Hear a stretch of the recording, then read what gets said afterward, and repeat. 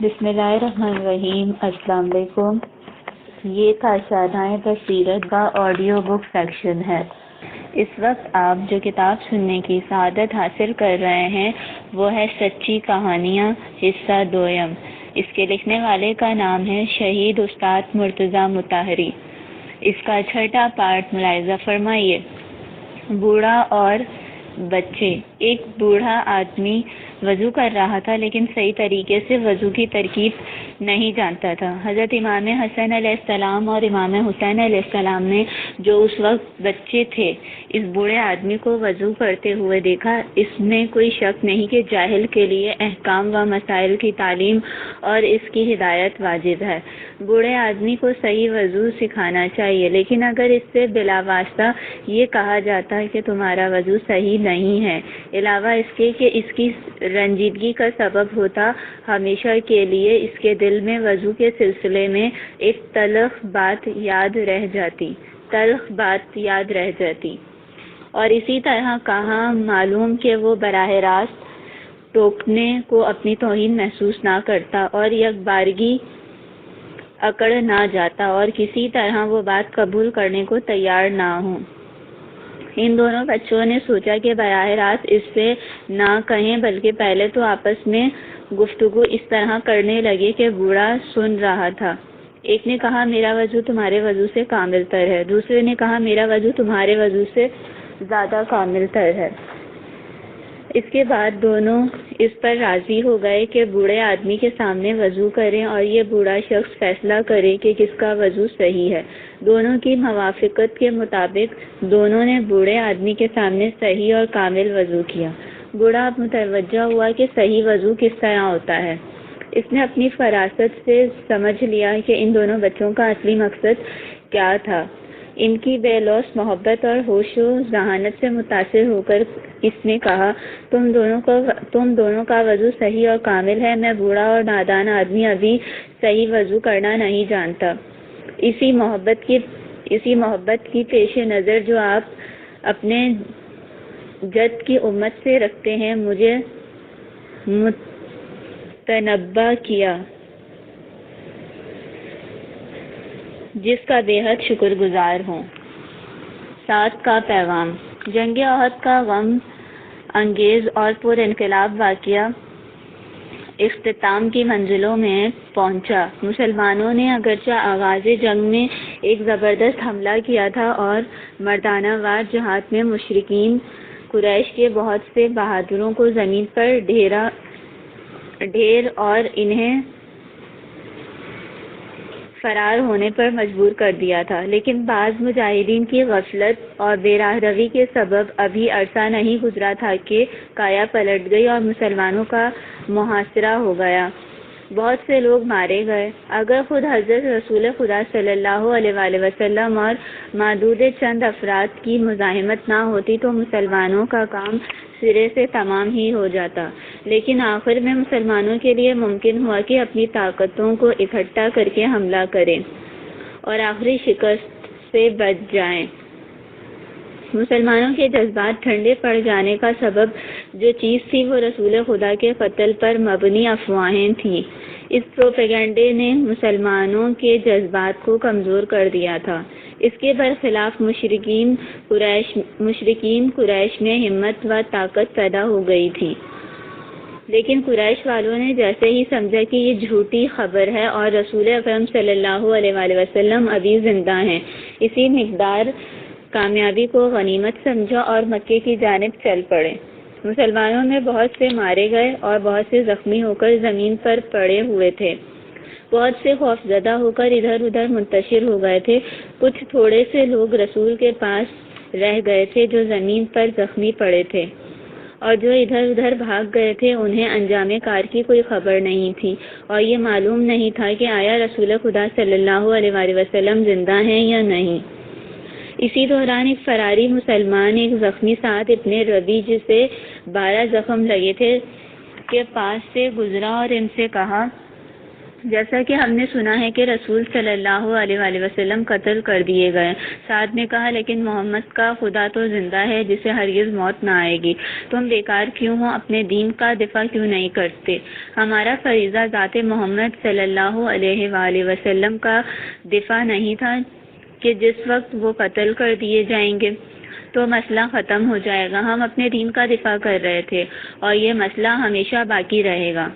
دوسری طرف حضرت رسول خدا صلی اللہ علیہ وآلہ وسلم اپنے اصحاب کو یاد کر رہے تھے کہ دیکھیں کون زندہ ہے، کون مر گیا، کس کا زخم قابل علاج ہے، کس کا نہیں۔ حضرت صلی اللہ علیہ وآلہ وسلم نے فرمایا، کون شخص ہے جو جا کر سعد ابن ربیع کی صحیح خبر لائے؟ ایک انصاری نے کہا، میں حاضر ہوں۔ انصاری گیا اور سعد کو مقتولین کے درمیان پایا، لیکن ابھی رم کے حیات اس میں باقی تھی۔ اس سے کہا، حضرت رسول خدا صلی اللہ علیہ وآلہ وسلم نے مجھے بھیجا ہے تاکہ تمہاری خبر ان کے پاس پہنچاؤں کہ تم مردہ ہو یا زندہ۔ سعد نے کہا، میرا سلام حضرت پیغمبر اسلام کی خدمت میں پہنچاؤ اور کہو کہ سعد مرنے والوں میں ہے، اس لیے کہ اس کی زندگی میں چند لمحے سے زیادہ کچھ باقی نہیں ہے، اور کہنا کہ سعد نے کہا ہے، خداوند عالم آپ کو بہترین جزا جو ایک پیغمبر کے شایان شان ہے عطا کرے۔ اس وقت کہا کہ یہ پیغام میری طرف سے پیغمبر کے دوستوں اور انصار تک پہنچا دو کہ سعد کہہ رہا تھا، اگر رسول اسلام کو کسی قسم کا کوئی غضن پہنچا اور تمہاری جانیں سالم رہیں تو خدا کے نزدیک تمہارا کوئی عذر قابل قبول نہ ہوگا۔ ابھی یہ انصاری سعد ابن ربیع سے زیادہ دور نہیں ہوا تھا کہ سعد نے دائی اجل کو لبیک کہا۔ ایک مستجاب دعا، خدایا مجھے میرے خاندان میں نہ پلٹانا۔ یہ وہ جملہ تھا جس سے ہند زوجہ عمرو ابن الجمو الف لام جیم واو ہے نے اس وقت اپنے شوہر کی زبان سے سنا تھا جبکہ وہ مسلح ہو کر میم سین لام ہے مسلح ہو کر جنگ احد میں شرکت کرنے کے لیے روانہ ہو رہا تھا۔ یہ پہلا موقع تھا کہ عمرو ابن الجمو نے مسلمانوں کے ساتھ جہاد میں شرکت کی تھی۔ اس وقت تک اس نے شرکت نہیں کی تھی، اس لیے کہ وہ اپنے ایک پیر سے معذور تھا اور بہت زیادہ لنگڑاتا تھا۔ قرآن کے صریح حکم کے مطابق اندھے، لنگڑے اور بیمار آدمی پر جہاد واجب نہیں ہے۔ اگرچہ اس نے بذات خود ابھی تک جہاد میں شرکت نہیں کی تھی، لیکن اس کے 4 بہادر لڑکے تھے جو سب کے سب رسول کے ہمراہ وہم رکاب تھے۔ کوئی یہ سوچ بھی نہیں سکتا تھا، نہ ہی یہ امید رکھتا تھا کہ عمرو ابن الجمو عذر شرعی رکھنے کے باوجود اور 4 بہادر بیٹوں کے میدان میں چلے جانے کے بعد بھی وہ خود اسلحہ اٹھائے گا اور مجاہدین سے ملحق ہو جائے گا۔ جس وقت عمرو ابن الجمو کے عزیزوں کو اس کے ارادے کی اطلاع ملی، وہ لوگ اس خیال سے آئے کہ اسے روکا جائے۔ سب نے کہا، پہلی بات تو یہ ہے کہ تم شرعاً جہاد سے معذور ہو، دوسرا یہ کہ تمہارے 4 بہادر فرزند رسول کے ساتھ جا چکے ہیں، اب یہ ضروری نہیں کہ تم خود بھی میدان جنگ میں جاؤ۔ اس نے کہا، جس بنیاد پر میرے بیٹے ابدی سعادت کی تمنا اور بہشت جاوید کی آرزو لے کر گئے ہیں، میری بھی وہی تمنا اور آرزو ہے۔ تعجب کی بات ہے کہ وہ لوگ درجہ شہادت پر فائز ہوں اور میں گھر میں تم لوگوں کے پاس رہ جاؤں، ایسا ہرگز ممکن نہیں۔ رشتہ داروں اور عزیزوں نے عمرو ابن الجمو کا پیچھا نہ چھوڑا اور برابر ایک کے بعد ایک دوسرے آتے رہے تاکہ اس کے ارادے سے اسے باز رکھیں۔ عمرو نے اس سے چھٹکارا پانے کے لیے رسول خدا کی خدمت میں التجا کی، یا رسول اللہ، میرے خاندان والے مجھے گھر کی 4 دیواری میں بند کرنا چاہتے ہیں اور یہ نہیں چاہتے کہ میں جہاد میں شرکت کروں۔ خدا کی قسم، میری تمنا ہے کہ اسی لنگڑے پاؤں کے ساتھ جنت میں جاؤں۔ اے عمرو، تم تو عذر شرعی رکھتے ہو، خدا نے تمہیں معذور رکھا ہے، تم پر جہاد واجب نہیں ہے۔ یا رسول اللہ، مجھے معلوم ہے کہ اس حالت میں مجھ پر جہاد واجب نہیں، پھر بھی حضرت رسول خدا نے فرمایا، اس کو نہ روکیں، جانے دیجیے، یہ شہادت کی تمنا رکھتا ہے، شاید خدا اسے نصیب کرے۔ میدان احد میں سب سے زیادہ قابل دید منظر اور مقابلے کی بات عمرو ابن الجموح کا جہاد تھا، جو اپنے لنگڑے پیر کے ساتھ قلب لشکر پر بڑھ بڑھ کر حملہ کر رہا تھا اور پکار پکار کر کہہ رہا تھا، مجھے بہشت کی تمنا ہے۔ اس کا ایک بیٹا بھی باپ کے پیچھے لڑ رہا تھا۔ دونوں نے اس قدر مشتاقانہ جنگ کی کہ درجہ شہادت پر فائز ہوئے۔ جنگ ختم ہونے کے بعد مدینے کی بہت سی عورتیں شہر سے باہر آئیں تاکہ قریب سے حالات کا جائزہ لیں، خاص طور پر اس لیے کہ مدینے میں وحشت ناک خبریں پہنچی تھیں۔ حضرت عائشہ زوجہ رسول بھی انہی عورتوں میں تھی۔ حضرت عائشہ شہر سے تھوڑی ہی دور باہر نکلی تھی کہ ہند زوجہ عمرو ابن الجموح پر نظریں پڑی۔ اسے ایسی حالت میں دیکھا کہ ایک اونٹ پر 3 جنازے رکھے، مہار ہاتھ میں پکڑے اونٹ کو مدینے کی طرف لیے چلی آ رہی ہے۔ عائشہ نے اس سے پوچھا، کیا خبر ہے؟ الحمدللہ، رسول خدا سلامت ہیں۔ جب وہ صحیح و سالم ہے تو پھر کوئی دوسرا غم نہیں۔ دوسری خبر یہ ہے کہ رد اللہ الزین کفروا بغزیہم، خداوند عالم نے کفار کو جبکہ وہ غصے میں بھرے تھے ناکام پلٹا دیا۔ یہ کس کے جنازے ہیں؟ یہ جنازے میرے بھائی، میرے بیٹے اور میرے شوہر کے ہیں۔ کہاں لیے جا رہی ہو؟ مدینے لیے جا رہی ہوں تاکہ دفن کروں۔ ہند نے یہ باتیں کہیں اور اونٹ کی مہار پکڑ کر مدینے کی طرف کھینچتی چلی گئی، لیکن اونٹ بڑی مشکل اور زحمت کے ساتھ ہند کے پیچھے پیچھے چل رہا تھا۔ آخرکار وہ بیٹھ گیا۔ حضرت عائشہ نے کہا، اونٹ کا بوجھ بھاری ہے، اس لیے نہیں لے جا پا رہا ہے۔ ایسا نہیں ہے، یہ ہمارا اونٹ بہت طاقتور ہے، عام طور سے 2 اونٹ کا بار لاد لیتا ہے۔ دوسری کوئی اور وجہ ہو سکتی ہے۔ یہ کہہ کر اونٹ کو آگے بڑھانا چاہتی تھی کہ اسے مدینے کی طرف لے جائے۔ دوبارہ اس نے گھٹنے زمین پر ٹیک دی اور بیٹھ گیا۔ جیسے ہی اس کا رخ میدان احد کی طرف ہوا، نہایت تیزی کے ساتھ راستے پر چل پڑا۔ ہند نے دیکھا، عجیب بات ہے کہ اونٹ مدینے کی طرف جانے کو تیار نہیں، لیکن احد کی طرف آسانی اور تیز رفتاری کے ساتھ چلا جا رہا ہے۔ دل میں سوچا، شاید کوئی راز ہے۔ ہند اسی حالت میں اونٹ کی مہار کھینچتی ہوئی ایک دم میدان احد کی طرف پلٹی اور رسول خدا صلی اللہ علیہ وآلہ وسلم کی خدمت میں پہنچی۔ یا رسول اللہ، عجیب ماجرا ہے۔ میں نے ان جنازوں کو اونٹ پر رکھا اور مدینے کی طرف چلی تاکہ دفن کروں۔ جس وقت اس اونٹ کو مدینے کی طرف لے جانا چاہتی ہوں، یہ میری اطاعت نہیں کرتا، لیکن احد کی طرف آسانی سے چلا آتا ہے، ایسا کیوں ہے؟ جس وقت تیرا شوہر میدان احد کی طرف آ رہا تھا، کچھ کہا تھا؟ یا رسول اللہ، جس وقت چلنے لگا تھا، اس سے ایک جملہ سنا تھا، خدایا مجھے میرے خاندان میں نہ پلٹانا۔ بس یہی بات ہے۔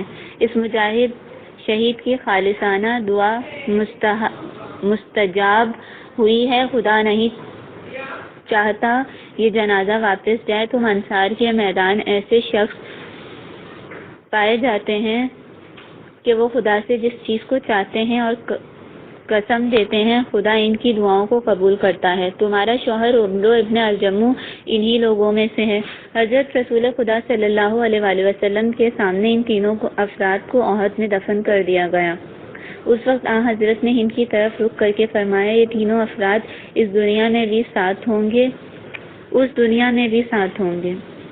اے رسول خدا، میرے لیے بھی دعا کریں کہ میں بھی ان کے پاس پہنچ جاؤں۔ پناہندگی کا خاتمہ۔ جن مسلمانوں نے قریش والوں کے ظلم و ستم اور شکنجوں سے تنگ آ کر مکے سے حبشہ کی طرف ہجرت کی تھی، ہر روز وہ مکہ اور مکہ والوں کی طرف سے ایک نئی خبر سننے کے منتظر رہتے تھے۔ اگرچہ یہ لوگ اور ان کے ہم مسلک افراد جو توحید و عدالت کے علمبردار تھے، مخالفین کے مقابلے میں جو کہ بت پرستی اور نظام جاہلیت کے حامی تھے، بہت ہی اقلیت میں تھے، لیکن یہ اطمینان بھی تھا کہ دن بہ دن ہمارے طرفدار بڑھتے ہی جا رہے ہیں اور مخالفین کم ہوتے جاتے ہیں، یہاں تک کہ اس کی بھی نا امیدی نہ تھی کہ تمام کے تمام قریش کے والے عنقریب پردہ غفلت چاک کر کے صراط مستقیم اور اپنی بھلائی کے راستے کو پا لیں گے۔ ان لوگوں کی طرح بت پرستی ترک کر کے دامن اسلام میں پناہ لے لیں گے۔ اتفاق سے حبشہ میں جہاں یہ لوگ تھے، خبر پہنچی کہ تمام قریش والوں نے اپنا عقیدہ بدل دیا ہے اور اسلام قبول کر لیا ہے۔ اگرچہ اس خبر کی تصدیق معتبر ذریعے سے نہ ہو سکی تھی، پھر بھی مسلمانوں میں اسلام کی وسعت اور کامیابی کا جو ایمان اور عقیدہ پایا جا رہا تھا، اس کی وجہ سے کچھ لوگ مکے کی جانب روانہ ہو گئے۔ جانے والے افراد میں ایک عثمان ابن مظعون تھے، جو حضرت رسول خدا صلی اللہ علیہ وآلہ وسلم کے مشہور صحابی تھے، جنہیں پیغمبر اسلام بے پناہ چاہتے تھے، اور تمام مسلمانوں میں وہ محترم تھے۔ عثمان ابن مظعون جیسے ہی مکے کے قریب پہنچے، واقعہ سمجھ گئے کہ کیا ہے، ساری باتیں جھوٹی تھیں۔ مسلمانوں پر ظلم و ستم اور شکنجوں کا اضافہ ہو چکا تھا۔ اب کیا کریں؟ نہ آگے بڑھ سکتے ہیں، نہ پیچھے پلٹ سکتے ہیں، اس لیے کہ حبشہ کا راستہ اتنا نزدیک نہ تھا کہ آسانی سے واپس ہو سکیں۔ دوسری طرف مکہ میں داخل ہونا ظلم و ستم کا نشانہ بننا تھا۔ آخر کار ان کی سمجھ میں ایک بات آئی، اور وہ یہ کہ عربوں کی روایتی عادت و خصلت سے فائدہ اٹھا کر قریش کے کسی با اثر شخص کے پڑوسی ہمسایہ بن جائیں۔ عربوں کی عادت کے مطابق اگر کوئی کسی دوسرے سے پناہ چاہتا اور اس سے ہمسائیگی کا سوال اور حمایت کی درخواست کرتا، تو اگر وہ اپنا جوار یعنی پڑوسی بناتے تو آخری سانس تک اس کی حمایت کرتے تھے۔ عربوں کے لیے یہ بات ننگ و عار تھی کہ اگر کوئی ان سے پناہ مانگتا، چاہے دشمن ہی کیوں نہ ہو، اسے پناہ نہ دیتے یا پناہ دینے کے بعد اس کی حمایت نہ کرتے۔ عثمان آدھی رات کو مکے میں وارد ہوئے اور سیدھے ولید ابن مغیرہ مخزومی کی گھر کی طرف چل پڑے۔ ولید ابن مغیرہ مخزومی قریش کے متمول، معزز اور با اثر افراد میں سے تھا۔ اس کے گھر پہنچ کر اس سے معافی مانگی، اس نے قبول کر لیا۔ دوسرے دن جبکہ قریش کے بزرگان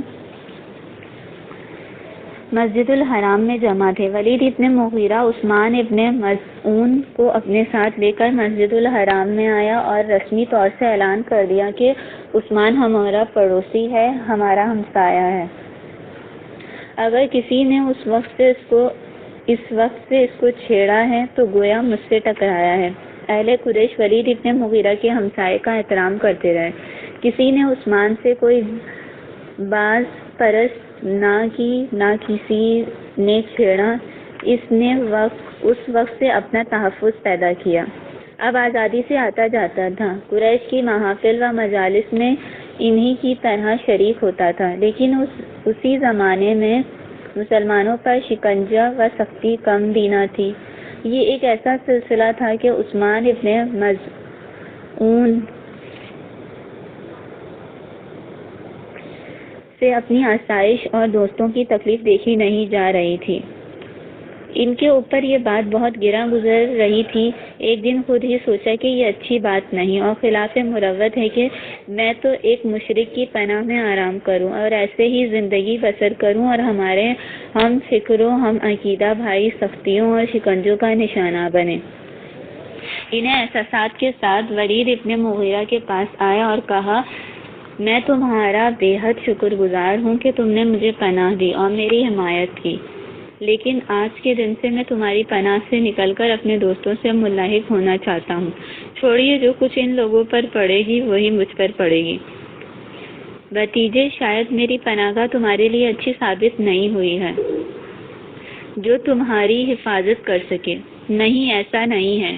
میں اس اعتبار سے ناراض نہیں ہوں، بلکہ یہ سوچتا ہوں کہ اب اس کے بعد خدا کی پناہ کے علاوہ کسی اور کی پناہ میں زندگی بسر نہ کروں۔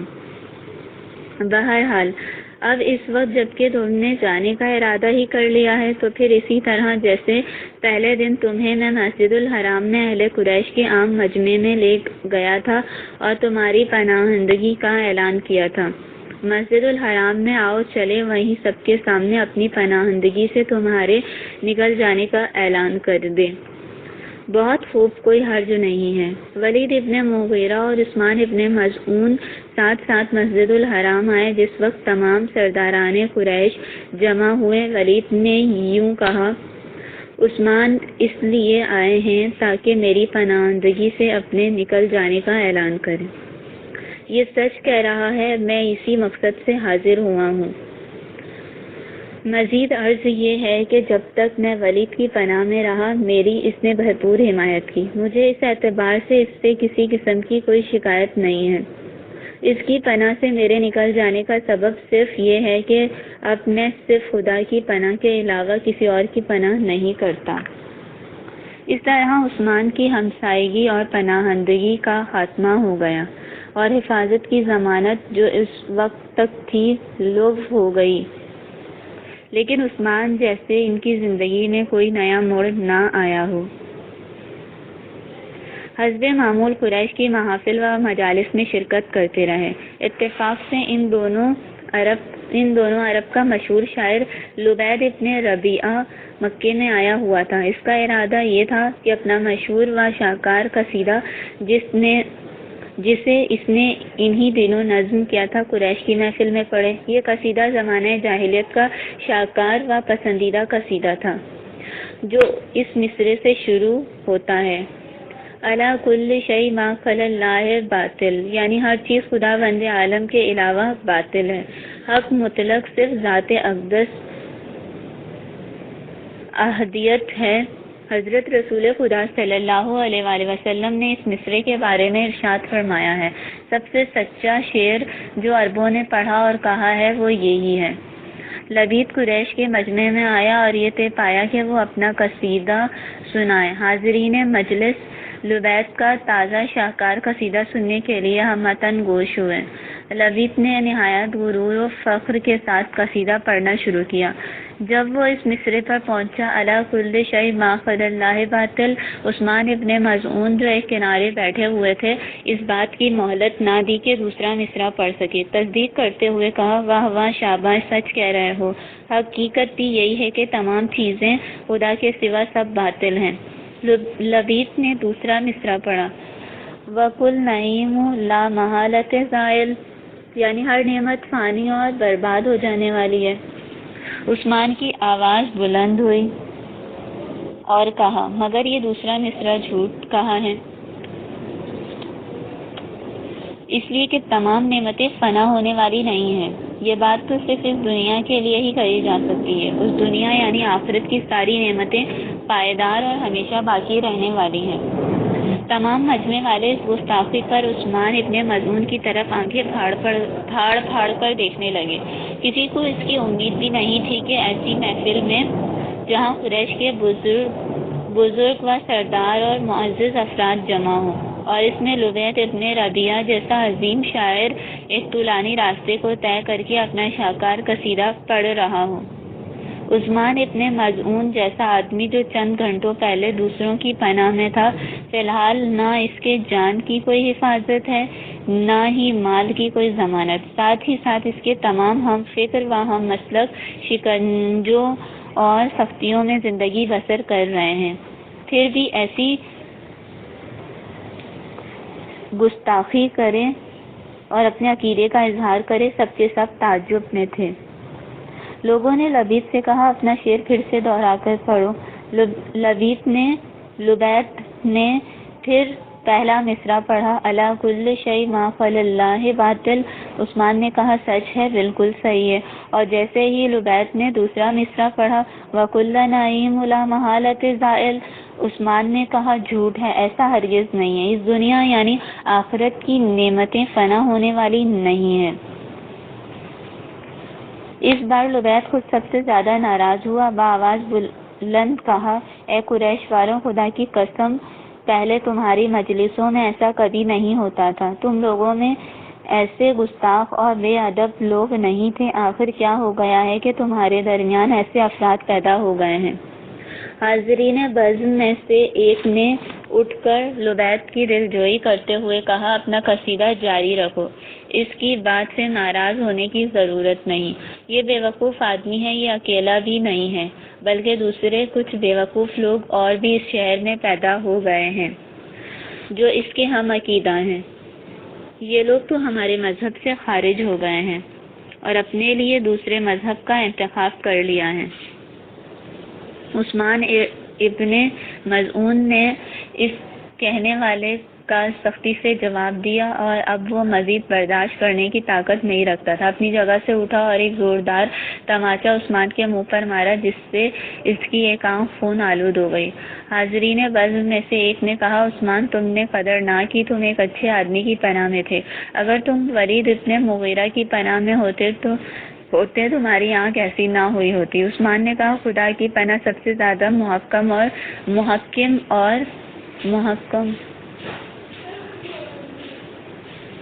اور محترم ہے۔ غیر خدا کے مقابلے میں خدا کی پناہ اطمینان بخش اور قابل احترام ہے۔ رہ گئی میری آنکھ کی بات تو تمہیں یہ بتا دوں کہ وہ شرف جو میری اس آنکھ نے حاصل کیا ہے، اس شرف کی دوسری آنکھ بھی آرزومند ہے۔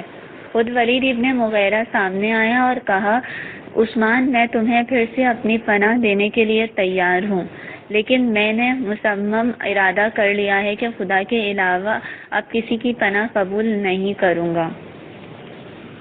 پہلا نعرہ۔ کبھی کبھی مکے سے آنے والی خبر جب قبیلہ بنی غفار میں پہنچتی، ابو ذر کے فکر مند و متجسس مزاج کو اپنی طرف متوجہ کر لیتی تھی۔ انہیں بہت شوق تھا کہ مکے میں جو واقعات ہو رہے ہیں اس کی حقیقت سے باخبر ہوں، لیکن ایسی گوناگون اور نامنظم رپورٹیں جو بعض افراد سے مل جایا کرتی تھیں، اس سے کچھ ٹھیک سمجھ میں نہیں آتا تھا۔ صرف وہ بات جو ان کے لیے مسلم تھی وہ یہ کہ مکے میں ایک نئی بات ہوئی ہے کہ جس نے مکے میں ہلچل پیدا کر دی ہے، اور اسے مٹانے کے لیے مکے والے سرگرم عمل ہیں۔ لیکن وہ بات کیا ہے؟ مکے والے کیوں مخالفت کر رہے ہیں؟ کچھ بھی پتہ نہیں چل سکا تھا۔ ابو ذر کے بھائی مکے کے لیے عازم سفر تھے۔ ان سے کہا، لوگ کہتے ہیں کہ مکے میں ایک شخص نے ظہور کیا ہے اور ایک نیا پیغام لایا ہے۔ وہ اس بات کا مدعی ہے کہ وہ پیغامات اسے خدا کی جانب سے وحی ہوتے ہیں۔ اس وقت جب کہ تم مکہ جا رہے ہو، نزدیک سے تحقیق کرنا اور میرے لیے صحیح خبر لانا۔ کئی دن تک بھائی کے انتظار میں تھے کہ واپس آئے۔ واپسی پر اس سے پوچھا، ہاں بتاؤ کیا خبر ہے اور معاملہ کیا ہے؟ جہاں تک میں نے تحقیق کی ہے، وہ ایک ایسا انسان ہے جو لوگوں کو حسن اخلاق کی دعوت دیتا ہے اور ایسا کلام بھی لایا ہے جو شعر و شاعری کے مانند نہیں۔ میرا مقصد کچھ اس سے زیادہ بھی تحقیق کرنا تھا، اتنا کافی نہیں ہے۔ اب مجھے ذاتی طور سے جانا چاہیے اور حقیقت حال کو سمجھنا چاہیے۔ ابو ذر نے اپنا بوریا بستر سنبھالا اور اپنی پیٹھ پر لادا، پھر مکے کی طرف سیدھے چل پڑے۔ مصمم ارادہ کر لیا تھا کہ جیسے بھی ہو سکے گا اس شخص سے ملاقات کریں گے جو نیا پیغام لایا ہے، اور اس کی باتیں خود اپنے کان سے سنیں گے۔ کیا مسئلہ یہ تھا کہ وہ نہ اس انسان کو پہچانتے تھے اور نہ ہی اس کے پتہ لگانے میں کسی سے سوال کی جرات کر سکتے تھے۔ مکے کا ماحول دہشت زدہ اور خوفناک تھا۔ ابو ذر کسی سے کچھ اظہار کیے بغیر لوگوں کے آس پاس کھڑے ہو کر ان کی باتیں اس لیے سن رہے تھے کہ شاید کوئی بات اپنے مقصد کی مل جائے۔ اس وقت واقعات و اخبار کا مرکز مسجد الحرام تھا۔ ابو ذر بھی اپنے ساز و سامان کے ساتھ مسجد الحرام پہنچے۔ دن کا اجالا رات کی تاریکی میں بدلا، لیکن ابھی کچھ ہاتھ نہیں آیا جب رات کا ایک حصہ گزر گیا۔ چونکہ تھکے تھے اسی جگہ لیٹ گئے۔ ابھی دیر نہ گزری تھی کہ ایک جوان ابو ذر کے پاس سے گزرا۔ اس جوان نے ابو ذر کو سر سے پیر تک دیکھا اور ایک تجسسانہ نظر ڈالتے ہوئے آگے بڑھ گیا۔ جوان کی نگاہ ابو ذر کی نظر میں معنی خیز دکھائی دی۔ دل میں یہ بات پیدا ہوئی کہ شاید یہ جوان اس لائق ہو کہ اس کے سامنے میں اپنا راز بیان کر سکوں۔ آگے بڑھے اور اس جوان کے پیچھے چل پڑے، لیکن جرات نہیں ہو رہی تھی کہ کچھ اظہار خیال کر سکے۔ پھر اپنی جگہ پلٹ آئے۔ دوسرے روز پھر سارا دن مسجد الحرام میں جستجو ہی میں گزار دیا، مگر کچھ مقصد حاصل نہ ہو سکا۔ رات آئی اور پھر وہیں لیٹ گئے۔ پچھلی رات کی طرح ٹھیک اسی وقت وہی جوان نمودار ہوا سامنے آیا اور ابوذر سے احترام کے ساتھ کہا، کیا وہ وقت نہیں آ پہنچا کہ تم اپنے ہی گھر آؤ اور رات میں وہیں آرام کرو؟ یہ کہہ کر جوان ابوذر کو اپنے گھر لے گیا۔ ابوذر رات کو اسی جوان کے مہمان رہے، لیکن پھر بھی اپنا راز اس جوان کے سامنے بیان کرنے سے پرہیز کی۔ جوان نے بھی ان سے کچھ نہ پوچھا۔ صبح سویرے ہی ابوذر رخصت ہو کر اپنے مقصد کے لیے مسجد الحرام کی طرف چل پڑے۔ اس دن بھی رات ہو گئی اور ابوذر لوگوں کی مختلف باتوں کے سبب کچھ سمجھنے سے قاصر رہے۔ جیسے ہی رات کا ایک حصہ گزرا، پھر وہی جوان آیا اور ابوذر کو اپنے ساتھ گھر لے گیا، لیکن اس بار جوان نے تلسم سکوت توڑتے ہوئے پوچھا، کیا یہ بتانا تمہارے لیے ممکن ہے کہ تم اس شہر میں کس کام کے لیے آئے ہو؟ اگر میری مدد کرنے کی شرط کرو تو میں تم سے مقصد سفر کے بارے میں بتا دوں گا۔ میں وعدہ کرتا ہوں کہ تمہاری مدد میں کسی قسم کی کوتاہی نہیں کروں گا۔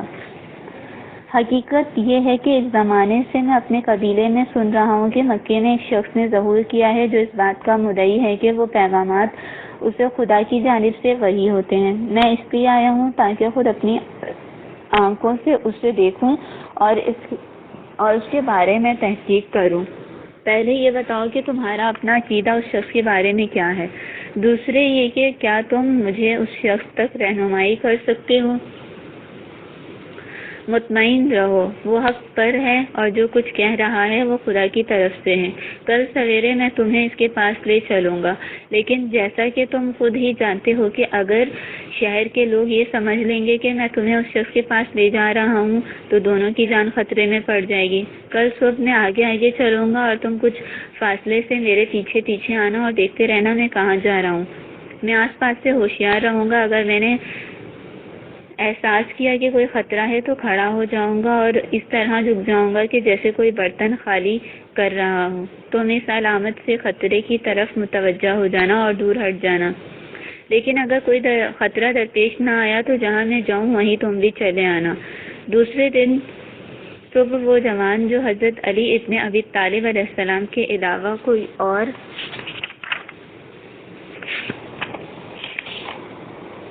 اور نہیں تھا، گھر سے باہر آیا اور روانہ ہو گیا۔ ابوذر بھی اس کے پیچھے چل پڑے۔ خوش قسمتی سے کوئی خطرہ پیش نہیں آیا۔ علی علیہ السلام نے ابوذر کو پیغمبر کے گھر تک پہنچا دیا۔ ابوذر پیغمبر کے طور طریقے کا مشاہدہ کرنے میں مشغول ہو گئے اور برابر قرآنی آیات کو غور سے سنتے رہے۔ ابھی دوسری نشست کا مرحلہ شروع نہیں ہوا تھا کہ ابوذر نے نہایت شوق اور اپنی مرضی سے اسلام قبول کر لیا اور حضرت رسول خدا سے عہد کیا کہ جب تک جان میں جان ہے خدا کی راہ میں کسی ملامت کی پرواہ نہیں کریں گے۔ حق بات کے کہنے میں اگر تلخ ذائقہ بھی چکھنا پڑے پھر بھی اس کے کہنے سے باز نہیں آئیں گے۔ حضرت رسول خدا نے ان سے فرمایا، اب تم اپنی قوم کی طرف واپس جاؤ اور ان لوگوں کو اسلام کی دعوت دو جب تک میرا دوسرا حکم تم تک نہ پہنچے۔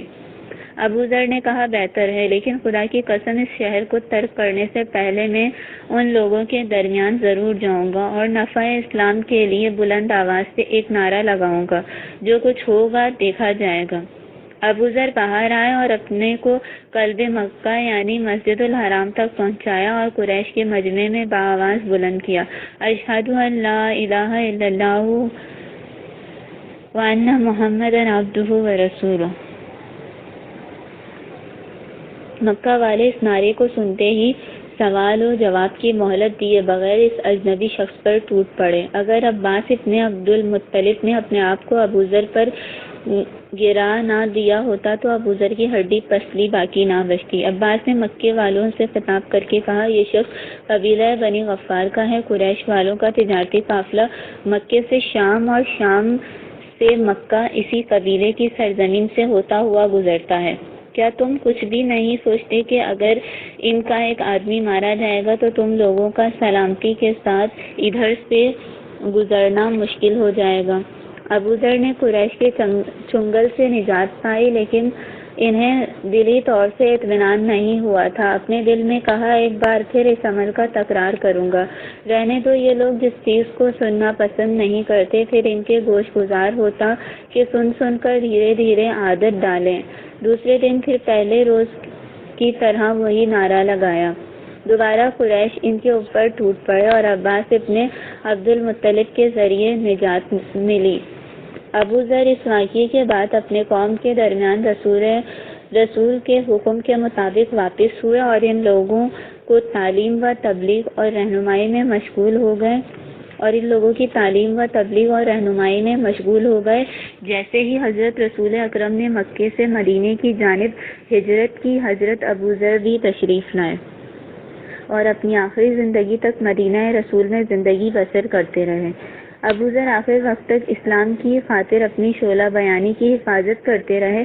بس یہی وجہ تھی کہ حضرت عثمان کی خلافت کے زمانے میں ابتدا میں شام اور پھر ربضہ جلاوطن کیے گئے اور اسی جگہ عالم تنہائی میں انتقال فرمایا۔ حضرت رسول خدا صلی اللہ علیہ وآلہ وسلم نے ان کے بارے میں ارشاد فرمایا تھا، خدا ابو ذر پر رحمت نازل کرے جو تنہا زندگی بسر کریں گے اور تنہا اس دنیا سے گزر جائیں گے اور تنہا ہی قیامت کے روز محشور ہوں گے۔